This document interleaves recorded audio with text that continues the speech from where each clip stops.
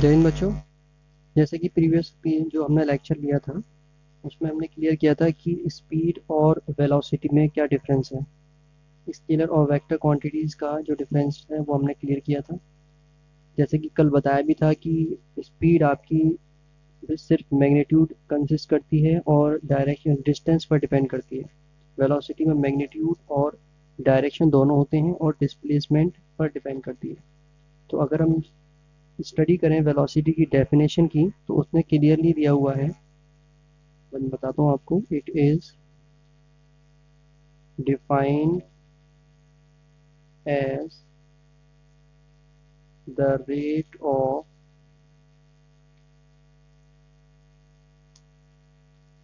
Change of displacement. ठीक है, velocity क्या डिनोट करती है? Rate of change of displacement. Displacement में किस तरीके से टाइम के अकॉर्डिंग चेंज हो रहा है। ठीक है, तो जब भी हम सिंपली वेलोसिटी की डेफिनेशन के अकॉर्डिंग अगर हम इसका फॉर्मूला जनरेट करेंगे तो हम सिंपल कह सकते हैं कि डिस्प्लेसमेंट अपॉन टाइम। ठीक है, अब एक और डेफिनेशन इसकी जनरेट होती है, वो भी डिस्टेंस के बेस पर है कि अगर हम डिस्टेंस के बेस पर इसको एक्सप्लेन करना चाहें तो हम इसको क्लियरली कह सकते हैं the distance travel in unit time in a given direction।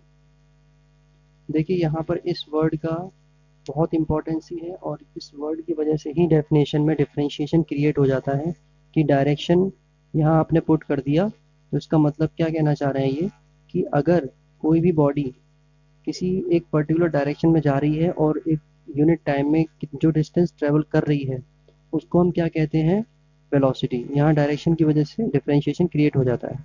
अब ये बहुत सिंपल से पॉइंट्स हैं, इसमें कोई इतना डीपली जाने की ज़रूरत नहीं है।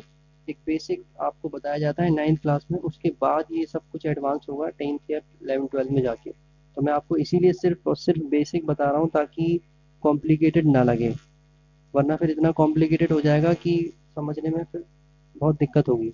तो सिर्फ आपको ये समझ लेना है कि स्पीड का जो कैलकुलेशन होगा वो विदाउट एनी डायरेक्शन होना है और वेलोसिटी का जो कैलकुलेशन होना है वो डायरेक्शन के साथ होना है। ठीक है, चलिए नेक्स्ट है इसकी क्या और क्या क्वालिटीज और प्रॉपर्टीज हैं वेलोसिटी की। एसआई यूनिट इसकी क्या होगी? एसआई यूनिट इसकी सिंपली क्या होगी? वेलोसिटी की मीटर पर सेकंड। एसआई यूनिट क्या होगी इसकी? मीटर पर सेकंड। और ये क्या है? वेक्टर क्वांटिटी है, वेक्टर क्वांटिटी। ठीक है, सिंपल। वेलोसिटी आपकी वेक्टर क्वांटिटी है। अब अगर आप ये चेक करना चाहते हैं कि वेलोसिटी का मैग्नीट्यूड कितना है तो वो स्पीड के बेस पर चेक कर सकते हैं कि अगर आपको पता है कि इसकी स्पीड इतनी है और इस डायरेक्शन में है तो इसका मतलब ये हुआ कि स्पीड का जितना भी मैग्नीट्यूड है वो वेक्टर का मैग्नीट्यूड होगा। ठीक है, अब एक मैं आपको नोट पॉइंट बता देता हूँ, उसे आप नोट कर लीजिएगा, इंपॉर्टेंट नोट पॉइंट है।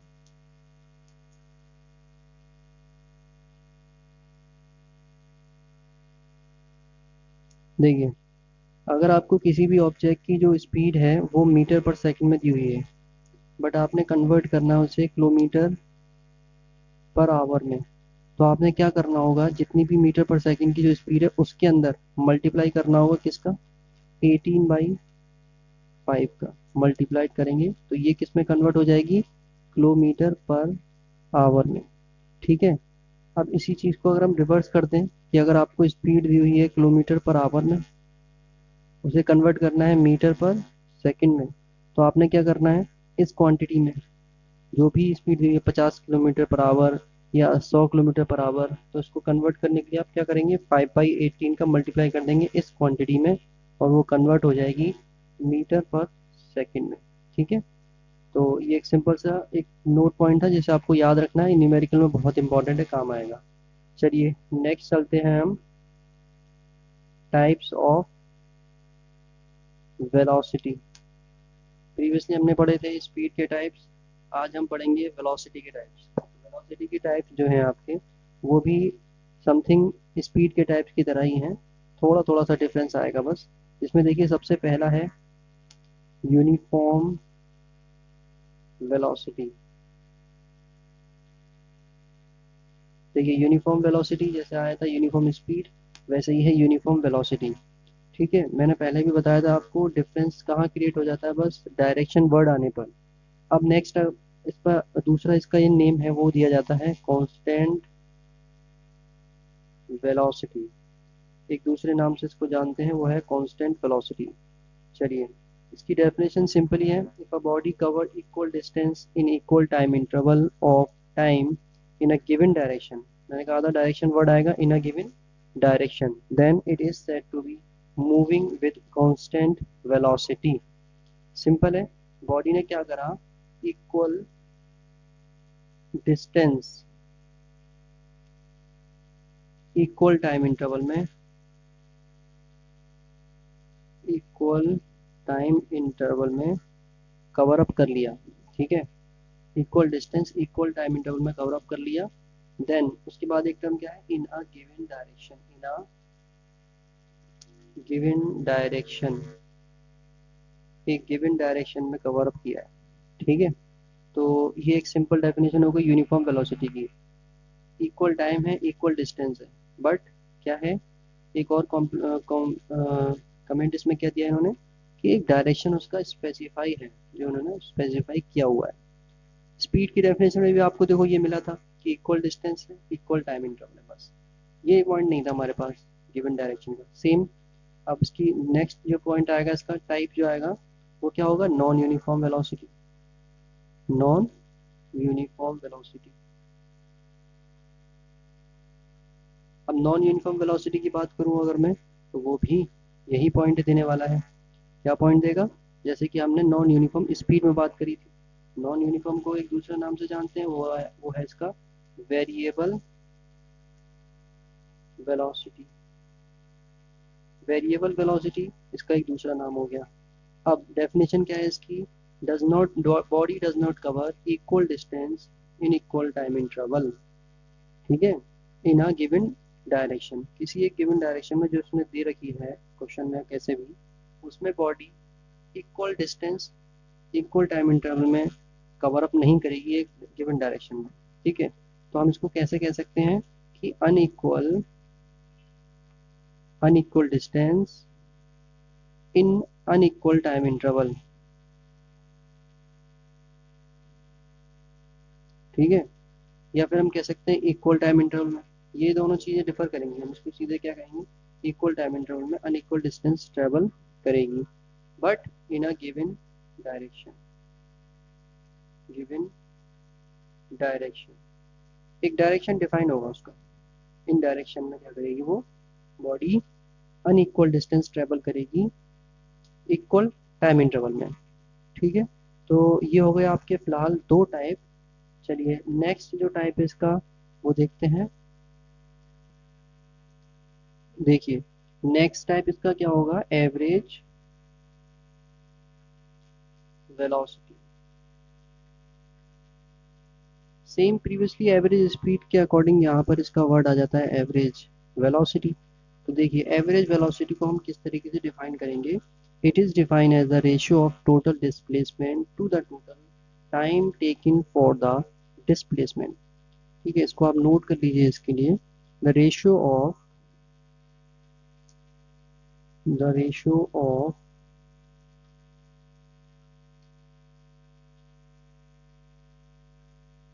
total displacement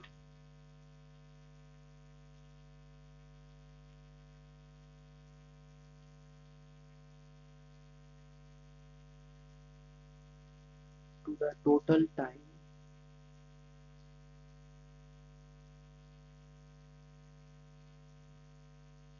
taken for the displacement।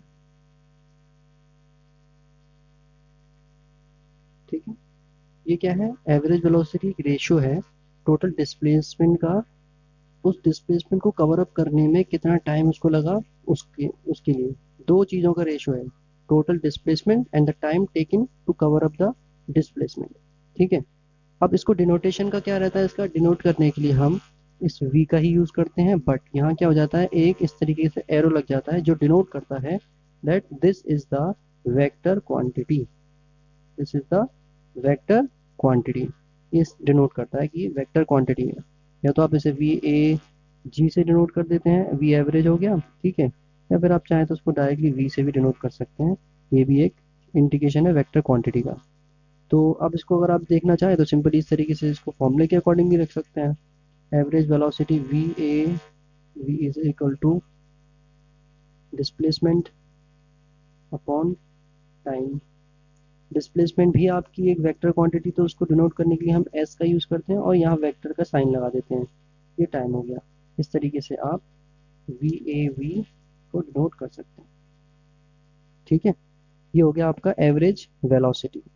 Simple था आई थिंक, काफ़ी मतलब इजी था, ऐसा कोई टफ नहीं है कि समझ में ना आया हो वेलोसिटी। ये टॉपिक अभी बहुत सिंपल सिंपल चल रहे हैं, तो बस समझ में आते जाएंगे इसी तरीके से, ठीक है। चलिए नेक्स्ट देखते हैं टॉपिक हमारा क्या है। देखिए बच्चों, नेक्स्ट टॉपिक में आपको मिलेगा स्पीड और वेलोसिटी में डिफरेंशिएशन। स्पीड और वेलोसिटी में क्या डिफरेंस है। तो प्रीवियसली जितना भी मैंने अभी तक स्पीड और वेलोसिटी के बारे में पढ़ाया है, अगर आपने वो ठीक से पढ़ा हो तो आप बड़ी आसानी से बता सकते हैं बिना किसी प्रॉब्लम के। तो स्पीड और वेलोसिटी में आप डिफरेंस चेक करेंगे। तो देखो सबसे पहले स्टार्टिंग में हमने जो डेफिनेशन दी थी स्पीड की, तो उसके अकॉर्डिंग आप देख सकते हैं कि स्पीड क्या है। स्पीड किसे कहते हैं, rate of change of position of an object in any direction, किसी भी डायरेक्शन में जब डायरेक्शन कोई डिफाइन ना हो किसी भी ऑब्जेक्ट की, तो क्या करती है, अपनी पोजीशन चेंज करती है, तो उसको हम कहते हैं rate of change of position. तो हम इसको कैसे लिख सकते हैं, इसको लिख सकते हैं rate of change of position of object in any direction, in any direction, किसी भी डायरेक्शन में जो रेट है बॉडी की पोजीशन चेंज करने की, वो जब चेंज होती है तो उसे हम कहते हैं स्पीड। देखिए यहाँ पर डायरेक्शन स्पेसिफाई नहीं है, इसने कहा है कि कहीं भी जाए, इसे डायरेक्शन से मतलब नहीं है। अब अगर इसी चीज़ को हम कहाँ ले आए वेलोसिटी पर, तो हमारे पास सिर्फ एक वर्ड की चेंजिंग आएगी और बाकी सब कुछ सेम रहेगा। क्या चेंज होगा, rate of change of position of object in specific direction. किसमें होगा, इन स्पेसिफिक डायरेक्शन, ठीक है। यहाँ ये वर्ड चेंज है, बस आपको कुछ नहीं करना है, वर्ड पुट कर देना है, एनी की जगह पर स्पेसिफिक पुट कर देंगे, मतलब एक डिफाइंड डायरेक्शन होगी कि नॉर्थ में ही जाना है, साउथ में ही जाना है, एक डायरेक्शन का फर्क पड़ेगा। अब अगर नेक्स्ट हम देखें इसका जो चेंज वो है डिफरेंस, तो नेक्स्ट डिफरेंस सिंपल है, फॉर्मूला बेस पर हो जाएगा। जैसे कि इसका फॉर्मूला था, स्पीड का जो फॉर्मूला है वो क्या कहता है, speed is equal to distance upon time, ठीक है, डिस्टेंस अपॉन टाइम हो जाता है। अब अगर हम वेलोसिटी के बारे में बात करें तो वेलोसिटी का फॉर्मूला होता है डिस्प्लेसमेंट से रिलेटेड, तो डिस्प्लेसमेंट अपॉन टाइम, ये इनका डिफरेंस हो गया, ठीक है। नेक्स्ट आता है, अब इससे पहले भी आपने पढ़ा था, ये कैसी क्वांटिटी है, स्केलर क्वांटिटी। ये कैसी क्वांटिटी है, वेक्टर क्वांटिटी, ठीक है, ये पढ़ चुके हैं आप सिंपली। अब नेक्स्ट आता है कि स्पीड, स्पीड ऑलवेज पॉजिटिव होगी, ऑलवेज पॉजिटिव, बट अगर हम बात करें डिस्प्लेसमेंट की, सॉरी वेलोसिटी की, तो वेलोसिटी क्या कह रहा है कि मे बी पॉजिटिव और negative depending on the direction of motion. ये क्या रहेगी आपकी वेलोसिटी, कैसी रहेगी, विल बी पॉजिटिव और नेगेटिव, ठीक है। ये दोनों क्या है, दोनों कंडीशन अप्लाई हो सकती हैं, डिपेंड करता है डायरेक्शन पर, ठीक है। इससे पहले मैंने बताया था आपको, डिस्प्लेसमेंट की वजह से ये डायरेक्शन इसकी इस तरह से होगी। याद होगा एक प्रीवियस लेक्चर में मैंने बताया था डिस्प्लेसमेंट क्या रहेगा, यहाँ है, अगर बॉडी इस साइड पर जा रही है ओरिजिन के तो वो नेगेटिव में शो करेगा, इधर जा रही है बॉडी ओरिजिन के तो वो पॉजिटिव में शो करेगा। इसी बेस पर वेलोसिटी आपकी नेगेटिव पॉजिटिव हो जाती है। अब अगर हम बात करें, एक और पॉइंट है इसमें कि ये जो है स्पीड के regarding, for moving body it will be never zero, speed कभी भी ज़ीरो नहीं हो सकती अगर कोई बॉडी मूवमेंट कर रही है तो, ठीक है। तो क्या रख सकते हैं हम इसको, never, will never zero, will never zero for moving body, for moving body, किसी भी चलती हुई ऑब्जेक्ट के लिए ये स्पीड आपकी ज़ीरो नहीं होगी। ठीक है, क्लियर है ये चीज़? वो तो ये 5 पॉइंट। तो ऐसे ही अगर आप इसकी बात करें वेलोसिटी की, तो ये क्या हो सकती है, ज़ीरो हो सकती है। क्यों? क्योंकि जो आपका डिस्प्लेसमेंट है वो भी वो ज़ीरो हो सकता है। तो हम इसे क्या कहेंगे, मे बी ज़ीरो। ये ज़ीरो हो सकती है क्योंकि डिस्प्लेसमेंट किससे रिलेटेड है और डिस्प्लेसमेंट ज़ीरो हो सकता है। आई होप ये सिंपल सा डिफ्रेंशिएशन आपको समझ में आया होगा। काफ़ी मतलब इतना कोई टफ नहीं है, बहुत इजी टॉपिक्स हैं जिनको कोशिश करिए मैंने इजी वे में बताने की। तो अगला हम टॉपिक देखते हैं क्या आने वाला है इसमें। तो अब हम जो भी अभी तक हमने स्पीड और वेलोसिटी के रिगार्डिंग पढ़ा है उसके बेस पर कुछ न्यूमेरिकल करेंगे। आई होप ये न्यूमेरिकल आपको समझ में आएंगे और कोशिश करेंगे आप इसको प्रॉपरली समझने की। तो देखिए न्यूमेरिकल है एक, सुन लीजिए पहले इसको। A car covers the first half of distance between two places at a speed of 40 km per hour and second half with 60 km per hour. What is the average speed of car? मैं question को लिख देता हूँ ताकि आपको properly समझ में आ जाए।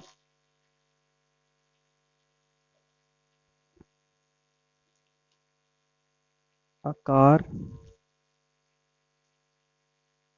covers first half of distance between two places at speed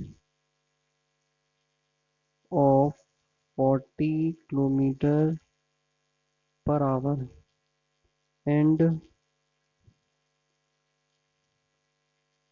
second half with 60 kilometer per hour. What is the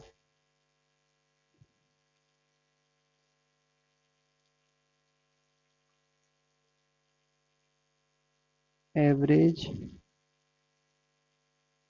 speed of car? ठीक है, ये आपका न्यूमेरिकल है। प्रॉपरली आप वीडियो को स्टॉप करके पहले इसको समझ लीजिए और खुद से करने का ट्राई करिए। नहीं आए तो फिर तो हम बता ही रहे हैं, तो फिर भी आपको मैं सजेशन करूँगा कि आप इसको खुद से करने का ट्राई करिए जिससे कि थोड़ी खुद की भी प्रैक्टिस हो जाए। ठीक है, तो देखो इसमें क्या है कि जब भी आप न्यूमेरिकल करेंगे तो सबसे पहले आपने गिवन डाटा नोट करना है, जो भी डाटा गिवन है। ठीक है, तो डाटा जो भी गिवन है हमारे पास क्या है, फर्स्ट अब एक बार क्वेश्चन समझ लें। एक कार ने पहला जो पार्ट है, फर्स्ट हाफ पार्ट ट्रेवलिंग का, ठीक है, दो जगहों के बीच में, उसे 40 किलोमीटर पर आवर की स्पीड से कवर अप किया है और दूसरे हाफ पार्ट को 60 किलोमीटर पर आवर की स्पीड से कवर अप किया है। ये पूछ रहे हैं एवरेज स्पीड क्या होगी। ठीक है, तो एवरेज स्पीड अगर आप ये सोच रहे हैं कि 40 प्लस 60 को ऐड करके डिवाइड बाई 2 कर दें तो ये 50 आंसर आ जाएगा, ये एवरेज स्पीड हो जाएगी। तो आप गलत हैं क्योंकि this is not the right way to solve this numerical. The right way is that I previously taught you, मैंने पहले भी आपको पढ़ाया था ये इसी के रिगार्डिंग जब हम एवरेज स्पीड पढ़ रहे थे। ठीक है, उसमें जो केसेस आए थे ना उसमें देखिएगा आपको ये चीज़ मिलेगी। तो अब हम ये देख लेते हैं पहले कि हमें क्या क्या क्या दिया हुआ है। देखिए उसने कहा कि फर्स्ट हाफ में आपकी जो डिस्टेंस ट्रेवल होती है, फर्स्ट हाफ का मतलब आप समझिए कि पहला आधा हिस्सा 40 की स्पीड से कवर अप किया, दूसरा आधा हिस्सा 60 की स्पीड से कवर अप किया। इससे हमें ये क्लियर हो जाता है कि आधा आधा ट्रेवलिंग कर रही है। अगर हम एज्यूम कर लें कि टोटल डिस्टेंस जो हमें दी हुई है, टोटल डिस्टेंस एज्यूम कर लें 2s है, टोटल डिस्टेंस 2s एज्यूम कर ली हमने। तो पहली आधी डिस्टेंस कितनी हो जाएगी, फर्स्ट हाफ डिस्टेंस s होगी। सेकंड हाफ की डिस्टेंस कितनी होगी, सेकंड हाफ डिस्टेंस भी s होगी क्योंकि सेम है। ठीक है, तो ये होगी आपकी डिस्टेंस जिसे हम कहते हैं अक्सर s1 भी मान लेके चलते हैं, इसको s2 मान लेते हैं। अब इनकी वो भी दी हुई है, V1 कितना दिया हुआ है इनकी ट्रैवलिंग का 40 kilometre per our. Similarly V2 दिया हुआ है 60 किलोमीटर पर आवर। ठीक है, तो अब ये वैल्यूज हमें दी हुई हैं। देन नेक्स्ट अगर हम आते हैं कि अगर हम निकालना चाहें इनका टाइम टाइम पीरियड निकालना चाहते हैं, तो T1 कितना टाइम लगा पहले आपको कवर अप करने में। टाइम जो होता है उसका फॉर्मूला क्या था, time is equal to distance d upon speed v। तो यहाँ पर डिस्टेंस कितनी है, s होगी हाफ की। V1 की बात करेंगे हम, तो V1 कितनी है 40, यहाँ प्लेस कर दीजिए 40। तो T1 की वैल्यू ये आ गई। सिमिलरली T2 की वैल्यू आ जाएगी s अपॉन 60। ये हमारे पास T1 और T2 आ गई। V1 V2 है हमारे पास पहले से ही। हमें चाहिए एवरेज वेलोसिटी। वेलोसिटी जो थी एवरेज, इसका फॉर्मूला क्या होता था, total distance cover up, total distance upon total time. अब टोटल डिस्टेंस कितनी थी, s प्लस एस थी। टोटल टाइम कितना है, T1 plus T2। s plus S का मतलब हुआ 2s अपॉन T1, वैल्यू हमने निकाली है s अपॉन 40, s अपॉन 60। ठीक है, तो इसको 2s को सेम यहाँ से प्लेस कर दीजिए। देन नेक्स्ट बचा हमारे पास, ये एलसीएम के अकॉर्डिंग सॉल्व करें, तो 60 को वहाँ भेज दीजिए, 40 को यहाँ भेज दीजिए। तो ये हो गया आपका 60s plus 40s upon 60 into 40 multiply, ये आपका यहाँ आ जाएगा टर्म। बचा क्या, 2s into 40 into 60 upon 60s और 40s, इन दोनों को आप ऐड कर सकते हैं। ऐड करने के बाद ये क्या हो जाएगा 100s। अब ये सारे मल्टीप्लाई में है, ये भी मल्टीप्लाई में है, तो डिवीजन से एक दूसरे से कैंसिल आउट कर देंगे। एस से एस कैंसिल आउट हो जाएगा पहली चीज़। एक ज़ीरो ये, एक ज़ीरो ये दोनों ज़ीरो कैंसिल आउट। मल्टीप्लाई कर दीजिए 246 का, आंसर आएगा 48 किलोमीटर पर आवर। ठीक है, बहुत सिंपल था क्वेश्चन, इसमें कोई भी प्रॉब्लम नहीं होनी चाहिए आई थिंक। बहुत ही इजी वे में था, बिल्कुल टू कॉपी उसी केस की तरह था जो हमने पहले पढ़ाया था, तो आप उसे इजीली समझ सकते हैं। ठीक है, आई होप ये न्यूमेरिकल आपको समझ में आया होगा। आप इसको वीडियो को रिपीट करके देखिए, रिपीट करके आपको समझ में आ जाएगा। ठीक है ना, इससे की दिक्कत नहीं होगी। अब नेक्स्ट आपको एक और न्यूमेरिकल कराता हूँ, जिससे कि आपको चीज़ें और क्लियर हो जाएंगी। देखिए, ये न्यूमेरिकल है आपका सिंपल, ये पहले वाले क्वेश्चन की तरह ही है, बट थोड़ा सा बस इन्होंने लैंग्वेज को डिफर कर दिया है। इसमें ये कह रहे हैं कि a non stop bus goes to one station to another station with speed of 54 kilometre per hour. अब देखिए, एक बस है, इसने क्या कहा, एक बस है जो एक जगह से दूसरी जगह जा रही है इतनी स्पीड से। ठीक है, अब इन्होंने ये नहीं बताया कि उसकी डिस्टेंस कितनी है। ठीक है, हमें नहीं पता, बस हमें पता है कि इतनी स्पीड से गई। अब the same bus returns from the second station to the first station. अब यही बस क्या कर रही है, दूसरे जो स्टेशन में जब पहुंची थी, मतलब जहाँ पहुंची वहीं से लौटकर दोबारा जहाँ से गई थी वहीं आ गई, है ना। तो इस डिस्टेंस तो दोनों रास्तों में सेम रही, to the first station with speed of 36। अब जब लौट रही है वापस तो 36 किलोमीटर पर आवर की स्पीड से लौटी है। Find the average speed of बस फॉर द एंटायर जर्नी। सारी जर्नी में यानी रास्ते पर जो गई वहां तक फिर लौट कर आई, तो एक एवरेज स्पीड होगी इसकी कुछ ना कुछ, वो हमें फाइंड आउट करनी है। तो सबसे पहले ये समझने की चीज़ है यहाँ पर कि बस ने जो डिस्टेंस ट्रेवल की है दोनों ही तरीके से सेम डिस्टेंस ट्रेवल की है। मैं इसको ऐसे समझा सकता हूँ, देखिए बहुत इजीली समझ में आ जाएगा। अगर आप आगरा से चले हैं, आगरा से आप मथुरा जा रहे हैं, तो आप आगरा से मथुरा गए, अप्रोक्स 50 किलोमीटर का डिस्टेंस है। ठीक है, आगरा से मथुरा 50 किलोमीटर का है। आप फिर मथुरा से आगरा लौट कर आए, पहले तो आप मथुरा आगरा से मथुरा गए, उसके बाद मथुरा से आगरा लौट कर आए, तो आपने 50 किलोमीटर का डिस्टेंस आगरा से मथुरा के लिए ट्रेवल किया। देन अगेन जब रिवर्स होकर आए तब भी सेम डिस्टेंस ट्रेवल किया। इसका मतलब ये हुआ कि बस की जो डिस्टेंस है वो ट्रेवलिंग सेम है, दोनों कंडीशन में डिस्टेंस सेम रहेगी। तो हम कह सकते हैं S1 is equal to S और S2 is equal to S, दोनों डिस्टेंस सेम। बट V1 यहाँ पर कितनी थी, 54 किलोमीटर पर आवर, और V2 कितनी थी, 36 किलोमीटर पर आवर। सिंपल चीज़ है, दोनों में यही डिफरेंस है। अब देखिए, दोनों में हमें पता है कि ये चीज़ इतना ज़्यादा डाटा दिया हुआ है। अगर हम ये निकालना चाहें कि T1 की वैल्यू कितनी है, पहली बार जब ये गई तब इसे कितना टाइम लगा डिस्टेंस कवर अप करने में। तो उसके लिए देखिए, पहले भी फॉर्मूला मैंने आपको बताया था। फॉर्मूला क्या था टाइम का फॉर्मूला सिंपल था, डिस्टेंस अपॉन स्पीड। अब हम बात करें वन फर्स्ट वाली टर्म की, तो यहाँ पर दोनों के लिए फर्स्ट यूज़ करेंगे। एस दोनों का सेम है, 54 था। ऐसे ही हम बात करेंगे T2 के लिए, तो उसकी वैल्यू आएगी एस अपॉन 36। अब एवरेज के लिए फॉर्मूला सेम वही लगेगा जो पहले यूज़ किया था हमने, टोटल डिस्टेंस यानी कि एस प्लस एस, इसको कह लीजिए S1 प्लस S2, और total time T1 plus T2। S1 plus S2 मतलब क्या हुआ, S प्लस S, तो ये हो गया आपका S प्लस S। ठीक है। अब आता है T1 plus T2। T1 plus T2 का मतलब है आपका कि कितनी डिस्टेंस ट्रेवल की है इसने, टाइम टाइम कितना रहा इसने, ये और ये वाली वैल्यू। तो S upon 54 plus S upon 36। ठीक है, इसको हमने सॉल्व करना है। तो देखिए, ऊपर तो आप इसको ऐड कर लेंगे तो ये हो जाएगा 2S, नीचे वही सेम कंडीशन जो आपने एलसीएम के अकॉर्डिंग चेक कर सकते हैं। ठीक है, क्या होगा एस, जब आप इसका एलसीएम फाइंड आउट करोगे तो एलसीएम आएगा 108। ठीक है, एलसीएम 108 आ गया। आप 54 से 108 में डिवाइड लगाएंगे तो इसका आंसर आएगा 2। ठीक है, 2 इंटू एस प्लस 36 से 108 में डिवाइड लगाएंगे तो आंसर आएगा 3 इंटू एस। अब देखिए, ये हो गया 2S, इन दोनों को मल्टीप्लाई करके ऐड करेंगे, 2S और 3S, ये होगा 5S। क्रॉस 108 ऊपर चला जाएगा, एस से एस कैंसिल, 5 से 108 कैंसिल हो जाएगा, और मल्टीप्लाई करने के बाद 2 से मल्टीप्लाई करने के बाद आपका आंसर आएगा 43.2 kilometre per our. This is your average speed. Simple है, ये हो गया आपकी एवरेज स्पीड। आई थिंक समझ में आ गया होगा क्वेश्चन आपको। मैं आपको एक बार शॉर्ट में रिपीट कर देता हूँ क्वेश्चन। एक बस थी, एक स्टेशन से दूसरे स्टेशन पर गई, 54 किलोमीटर पर आवर तक चली, स्पीड की चली। दोबारा वहीं से लौट कर जहाँ से चली थी वहीं आ गई, 36 की स्पीड से लौट कर आई। एवरेज स्पीड फाइंड आउट करनी है।